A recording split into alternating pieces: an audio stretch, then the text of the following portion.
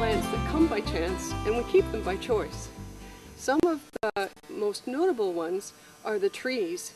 We've kept, well, the hemlock behind me, and there are other hemlocks on the property. There's a spruce, and over top there's a yellow birch, and we have white birch, and a variety of other native trees that adapt very well, have adapted because this is their natural environment, much better than some of the plants you may bring in, like the more exotic tree species. So I'd encourage anyone who has native trees to look at them and see if there's any way they can be used in your gardens or around your gardens. These trees give us shade in the summer, they condition the air, they give us a windbreak from the snow-filled winds that whip up from the lake in the winter, and they're really, really useful as a backdrop for the gardens. The next largest group of come-by-chancers is the fern. And either side of the trellis are sweet ferns, which you cannot dig and transplant. I've known several people, including myself, who've tried and it just doesn't work. So these have come up, and I've been careful not to step on them and to try to keep the dogs away from them because they have a wonderful aroma and they soften the edges of the rocks, and I really, really like them. To my left is a plant that looks like a fern but isn't. This is a bracken, and they come up around the rocks, and I like them as well as I like the ferns. And some of the ferns that are common here are the cinnamon fern that we talked about earlier, and some other names I don't know, but ferns that have just come up around the property in various places wherever there are rocky spots.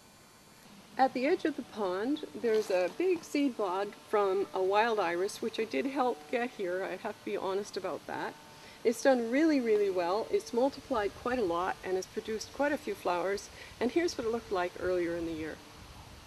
Behind the seed pod from the iris, you can see a couple of water lilies that are in bloom. And these two didn't quite get here on their own. They had some help. But I started with a very small piece in a basket, and they've multiplied so much they've overrun the basket and rooted into the silt that's at the bottom of the pond and filled the entire pond, and I'm just delighted to have them. They take no care. They are the native water lily, only a pink form. So they survive the winter. I don't do anything other than scoop out some of the little bits of weeds around once in a while.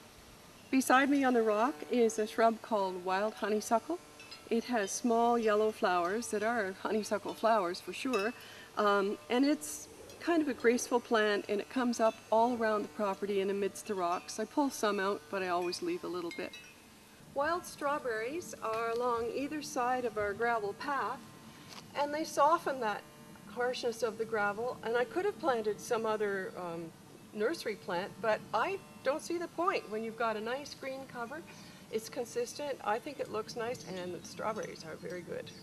We're going now to one of my favorite wildflowers, and it's called the bluet, and it has very, very tiny spoon-shaped leaves, and in the spring it has beautiful pale blue flowers that coat Nova Scotia, and I'm sure everyone has seen them at one time or another.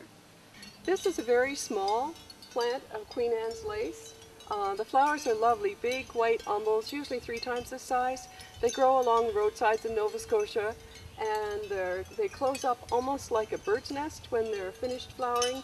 My sister actually used them in her wedding bouquet. Everybody knows daisies, but some of the less well-known flowers that come up in my biggest trough are blue-eyed grass, and right now it's in seed head, but I have a photograph of it when it was blooming earlier. Another one is the wild pinks, which are also finished blooming now, but beautiful when they are in bloom. These are called Pearly Everlasting. They're actually a little straw flower that grows wild along the roadside. And if you pick them when they're in bud, like this one, before they open up totally, and string them and hang them for a week or two, you can use them in dried flower arrangements, and they stay crisp and beautiful for a long time. If you pick them when they're older, they turn fuzzy and the seeds fall off, so you really need to pick them when they're in bud. At the top of the crevice garden are some wild asters, which are very plain right now, but in a couple of weeks there'll be a blizzard of pale purple flowers, which are really welcome. And I've tried the cultivated varieties, and they've never lasted for more than a year, These guys come up year after year after year, so I'm really happy to have them. Behind the wild asters are what I think are oats, and as far as I can tell, the reason they're there is because the birds drop the seeds from the bird feeder. I can't think of anything else.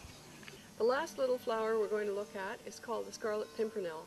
It grows wild in Nova Scotia, as it does in many places. There is a blue form, but the orange-red one is the most common. There's a very famous book written about a man called the Scarlet Pimpernel, and the book was called The Scarlet Pimpernel by Baroness Eruska Orczy, and it was written in 1905, and it's piqued my curiosity. I'm going to try to find it in the library. There's quite a history of the little plant, and I'd like to know more about it myself. Back in the shade once again to say goodbye for the garden path this week. I hope after looking at some of the wildflowers and the happenstance plants that we've looked at, that you'll think twice about pulling everything that looks like a weed in your garden. Some of them can really be quite nice.